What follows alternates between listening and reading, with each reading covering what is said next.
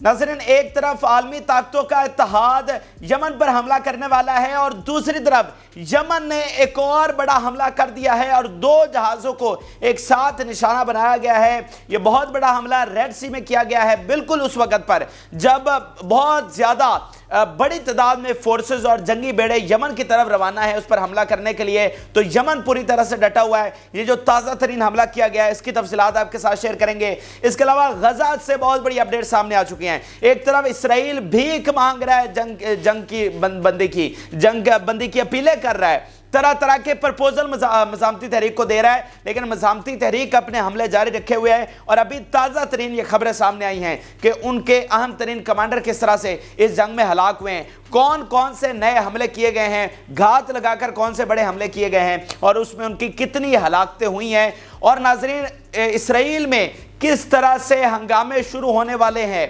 किस तरह से सियासी तूफान आने वाला है, खुद इसराइली मीडिया की जुबानी जो अहम तरीन सबूत हैं वो आपके सामने रखेंगे। और ईरान और रशिया और चाइना वो मिलकर किस तरह से पूरे समुद्रों पर कब्जा करने वाले हैं वो अहम तरीन तफसीलात भी आपके साथ शेयर करेंगे। जिन लोगों ने चैनल को सब्सक्राइब नहीं किया वो चैनल को जरूर सब्सक्राइब कर लें ताकि हर आने वाली वीडियो आप तक पहुंच सके। नाज़रीन, ये कैसी हैरान कुन बात है कि एक तरफ अमेरिका और उसके साथ तमाम ताकतें रोजाना यमन पर धमकियां लगा रही हैं और इत्तेहाद अनाउंस हो चुका है, यह अनाउंस हो चुका है कि इतने मुल्क फलाने मुल्क यमन पर हमला करने वाले हैं। उनके जंगी बेड़े वो रेड सी में पहुंच चुके हैं, अमेरिकी नेवी रेड सी में पहुंच चुकी है, उनके एयरक्राफ्ट कैरियर रेड सी में पहुंच चुके हैं, लेकिन उसके बावजूद यमन पीछे नहीं हट रहा। यमन जो है वो हमले जारी रखे हुए है और कोई नहीं बचा पा रहा, यानी इसराइली जहाज़ों को अमेरिका समेत कोई भी नहीं बचा पा रहा है। और अभी ये सबसे बड़ा हमला नाज़रीन किया गया है और दुनिया हैरान है। यानी ये जो इत्तेहाद है इसने करना क्या है, ये तो पहले इसकी ताकत एक्सपोज हो गई है। यानी आज सुबह जॉन कर्बी ने अनाउंस किया था कि बहुत बड़ी तादाद में जंगी बेड़े वहां पर पहुंच चुके हैं और बहुत सारे वहां पर हमें ज्वाइन कर रहे हैं।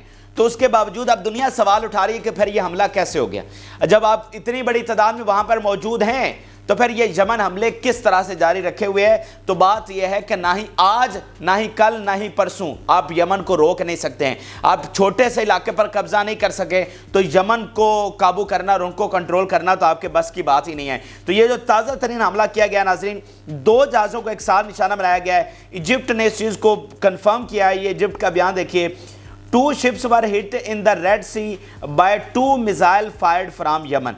ठीक है, 2 मिसाइलों के साथ 2 जहाज़ों को उड़ा दिया गया है और ये मीडिया रिपोर्ट्स के मुताबिक surface to surface missile fire किए गए हैं यमन की जानिब से। अब देखें ना कि कभी खबर आती है कि उन्होंने बैलिस्टिक मिसाइल फायर किए, कभी खबर आती है उन्होंने एंटी शिप मिसाइल फायर किए, कभी खबर आती है उन्होंने ड्रोन्स फायर किए हैं और आज खबर आई है कि सरफेस टू सरफेस मिसाइल उन्होंने फायर किया है। तो ये भी नज़र आ रहा है कि किस तरह से यमन जो है वो वैरायटी ऑफ मिसाइल और रॉकेट्स और ड्रोन्स फायर करके ये साथ साथ कामयाब तजर्बे भी कर रहा है कि कल को जब ये पूरी सूरत हाल अगर उसका सामना उनको करना पड़ जाता है तो देन फिर वो उनके पास कौन कौन से हथियार मौजूद है और किस किस से उन्होंने निशाना बनाना है। और आज तो यमन की जानिब से ये बाकायदा ऐलान कर दिया गया है कि आम पब्लिक को जंग की उन्होंने कह दिया है कि तैयारी की जाए। उसकी तफसीलात आ रही हैं, अगली वीडियो में तफसीली आपके साथ आगाह करेंगे। लेकिन अभी तक की जो सबसे बड़ी खबर रेड सी से है वो ये है कि 19 मुल्कों का इत्तेहाद ऐलान हो चुका है, उसके बेड़े वहां पर पहुंच रहे हैं और सैकड़ों पहुंच भी चुके हैं,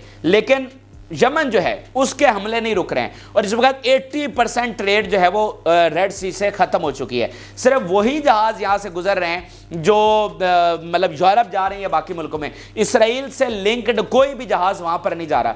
एक भी कंटेनर, नाज़रीन ये कितनी गैर मामूली बात है, एक भी इसराइली कंटेनर जो है वो रेड सी से नहीं गुजर पा रहा है और कोई खुराक, कोई ऑयल, कोई असलिया, किसी किस्म की मदद जो है वो यमन नहीं ले जाने दे रहा है। उन्होंने कहा जब तक गजा में बमबारी जारी रहेगी, जब तक गजा में ऑयल नहीं आएगा, जब तक गजा में खुराक नहीं आएगी, तब तक इसराइल को भी ये नसीब नहीं होगी। तो यमन ने जो स्टैंड लिया, जो प्रिंसिपल पोजीशन ली है, अब पूरे आलम इस्लाम में उसकी इज्जत बढ़ गई है, दुनिया उसको सलाम पेश कर रही है और यमन मैदान जंग में है और इंतज़ार कर रहा है कि जिसने आना है आ जाओ। हमने तो तबले जंग बजा दिया है, हम तो इस मैदान में हैं, हम ये मैदान तब तक नहीं छोड़ेंगे, या तो फिर हमें ख़त्म करना पड़ेगा, वगरना इसराइल के लिए रास्ता तुम खुलवा नहीं सकते। बल्कि उन्होंने तो ये भी बयान दिया है कि ये ताकतें तो क्या, ये 10-15 मुल्कों का इत्तेहाद तो क्या, सारी कुर्रे अर्ज़ की ताकतें भी आ जाए ना मिलकर भी, تو بھی ہم سے یہ راستہ نہیں کھلوا سکتے، ٹھیک ہے؟ تو یمن جناب ڈٹا ہوا ہے۔ آگے چلیے، آگے ذرا غزہ جنگ سے بڑی بڑی اپڈیٹس ہمارے پاس آ چکی ہیں، اور غزہ میں جو بڑے حملے کیے ہیں ان میں صرف جو میگا آپریشنز ہیں وہ صرف آپ کے سامنے رکھیں گے، اور آپ کو اندازہ ہو جائے گا کہ بھائی اس وقت جنگ کی شدت کیا ہے۔ ایک طرف اسرائیل جو ہے وہ منت ترلے کر رہا ہے، پرپوزل رکھ رہا ہے کہ 1 ہفتے کا معاہدہ کر لو، 2 ہفتے کا معاہدہ کر لو، اتنے ہمارے چھوڑ دو، اتنے ہم تمہارے چھوڑ دیں گے، ٹھیک ہے؟ لیکن فیصلہ جو ہے وہ سارا مزاحمتی تحریک نے کرنا ہے، کنٹرول جو ہے وہ مزاحمتی تحریک کے پاس ہے، کیونکہ فاتح مزاحمتی تحریک ہے۔ 75 دنوں میں فیصلہ کن فتح جو ہے مزاحمتی تحریک نے حاصل کی ہے۔ اچھا، ابھی کی جو سب سے بڑی خبر آپ کے ساتھ شیئر کر رہے ہیں، ایک اور اسرائیلی کمانڈر مار دیا گیا ہے۔ جی ہاں، ایک اور اسرائیلی کمانڈر کو غزہ میں، نارتھ غزہ میں اس کو ہلاک کیا گیا ہے۔ اس کا رینک میجر کا ہے، اس کا نام ہے میجر بریسا، تو یہ ٹینک بٹالین سے ہے۔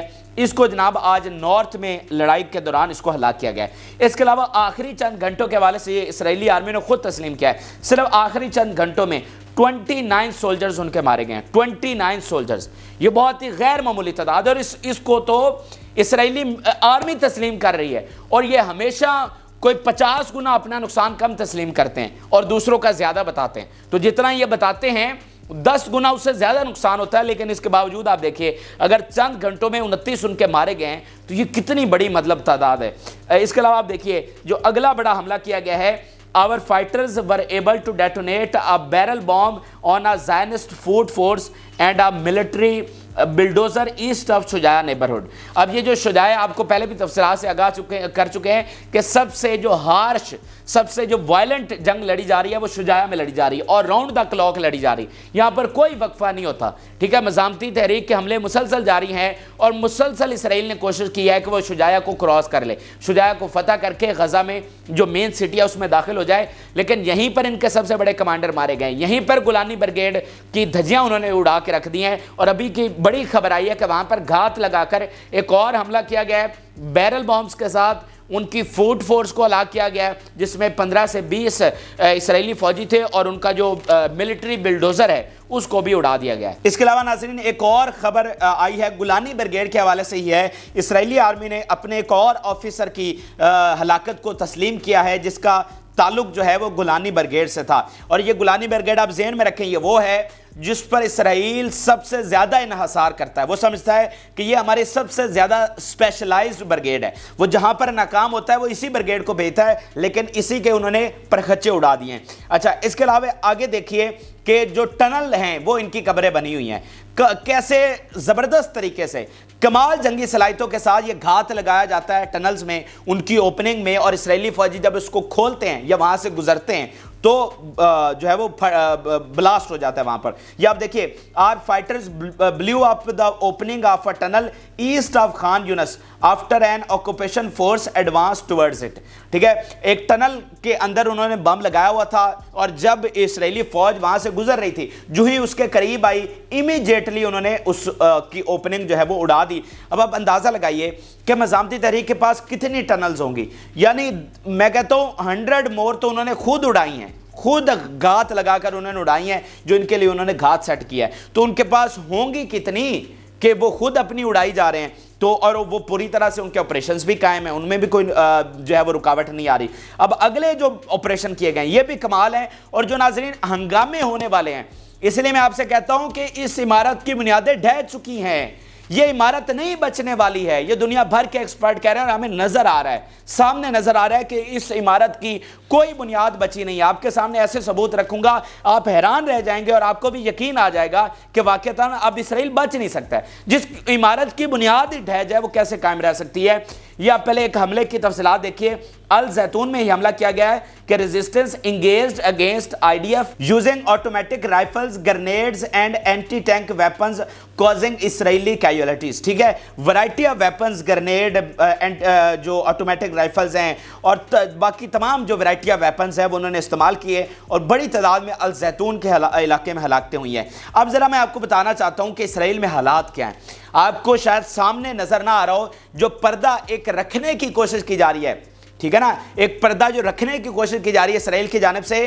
اندر سے کھوکھلا ہو چکا ہے اسرائیل, بالکل جب دیمک لگتی ہے تو باہر ایک پرت سی رہ جاتی ہے اور اندر سے وہ کھوکھلا ہو چکا ہوتا ہے. تو آخر میں جب وہ پرت گرتی ہے تو اندر پتہ چلتا ہے کہ یہ تو کھوکھلا تھا.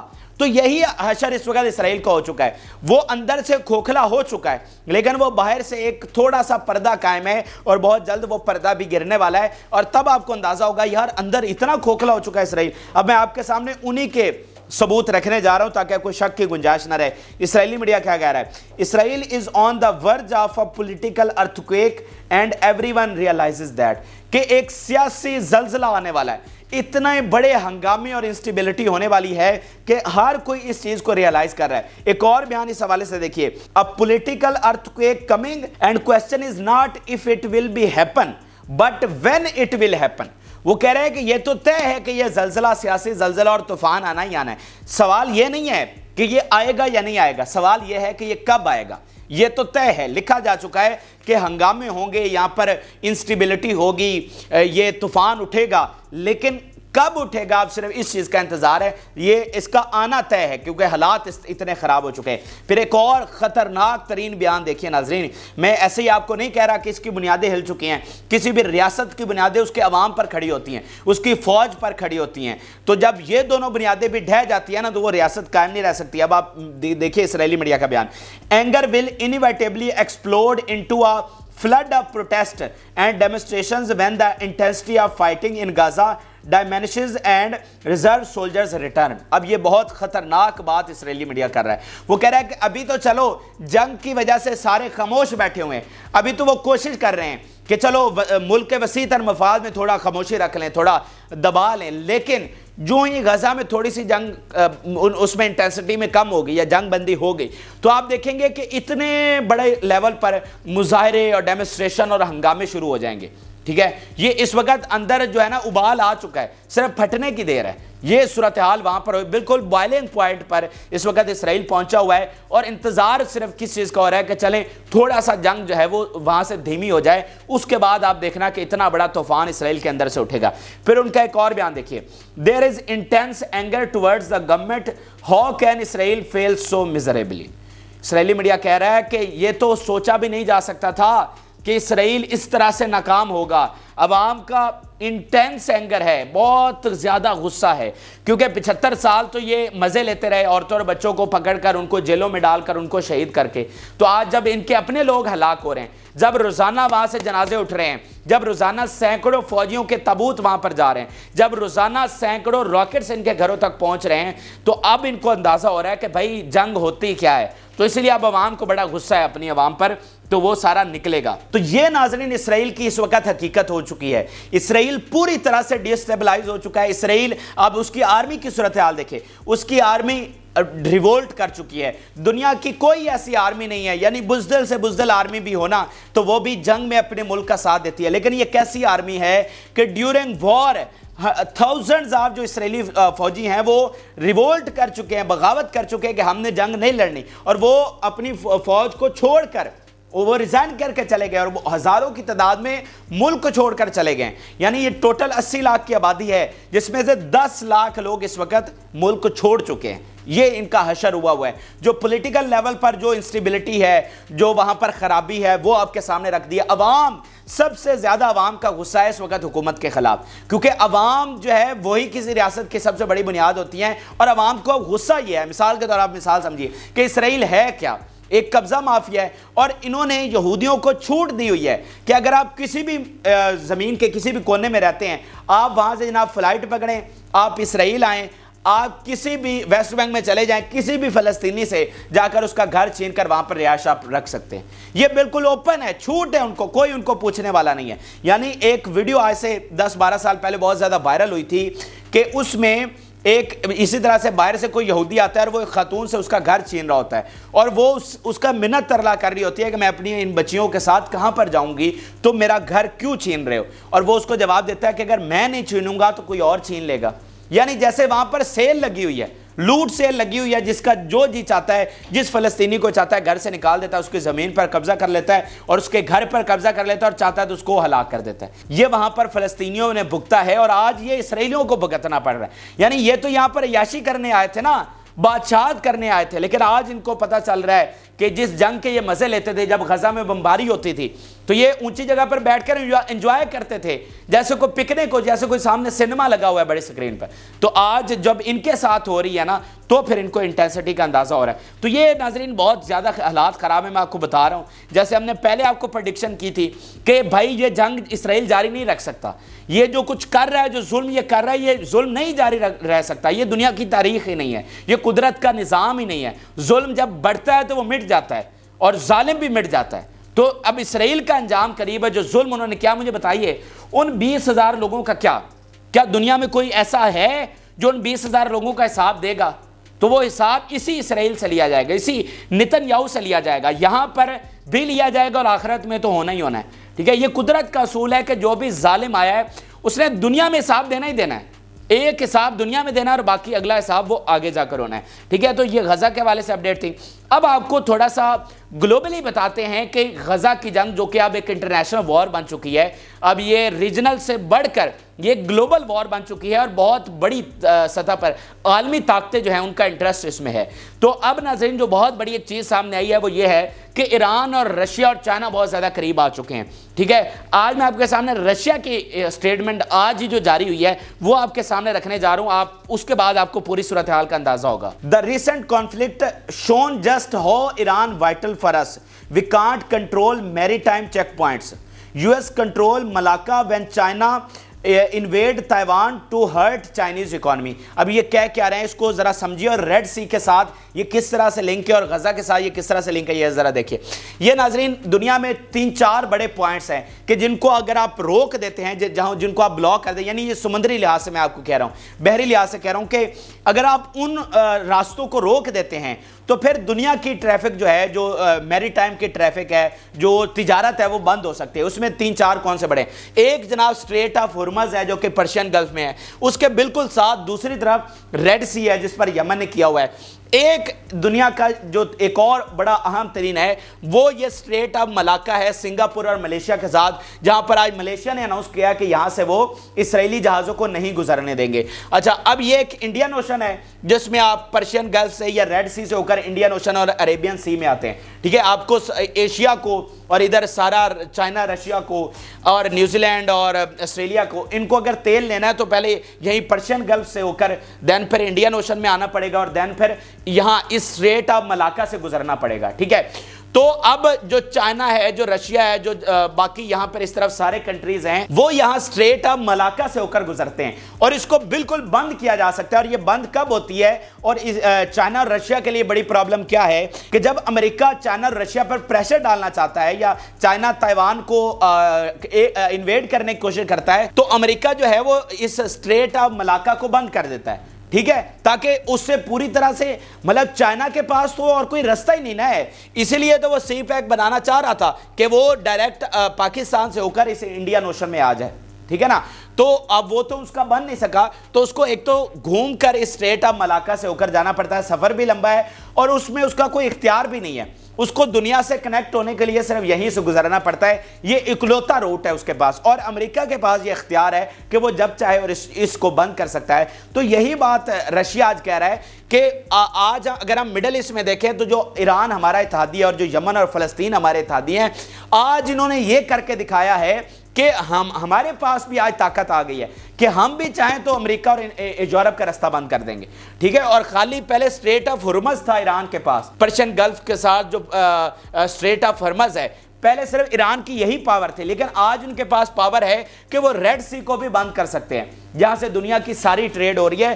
तो रशिया कह रहा है कि ये जो फ़लस्तीन ने सारा काम किया है, जो ईरान और यमन ने किया है, ये एक पूरी तरह से पावर शिफ्ट हुई है और आज हमारे पास भी ये इख्तियार आ चुका है कि हम चाहें तो हम भी, अगर ये हम पर प्रेशर डालेंगे तो हम इस तरीके से इनका रास्ता बंद करेंगे। तो ये जो गजा की जंग है ना, ये बहुत आगे की जंग है और इसमें स्टेक्स बहुत हाई हैं, इसमें आलमी ताकतें पूरी तरह से اپنا جو ہے نا اس پر نظر رکھے ہوئے اور اپنا کردار ادا کر رہی ہیں. اور میں آپ کو بتا رہا ہوں کہ یہ غزہ جنگ یہ آپ کو دنیا میں اقتدار کی جو منتقلی ہے اس میں اہم ترین کردار ثابت ہوگی. یہ جنگ آج واضح طور پر تیسری عالمی جنگ میں تبدیل ہوتی ہوئی نظر آ رہی ہے. اور تیسری عالمی جیسے دوسری عالمی جنگ کے بعد اس دنیا کے اقتدار کا فیصلہ ہوا کہ وہ کس کے پاس رہے گا, سیم اسی طرح تیسری عالمی جنگ کے بعد جو نیا ورلڈ آرڈر ہے اس کا فیصلہ ہوگا. تو یہ عام ترین حقائق تھے جو کہ آپ کے ساتھ شیئر کیے. جن لوگوں نے چینل کو سبسکرائب نہیں کیا وہ چینل کو ضرور سبسکرائب کر لیں تاکہ ہر آنے والی ویڈیو آپ تک پہنچ سکے. اجازت, اللہ حافظ.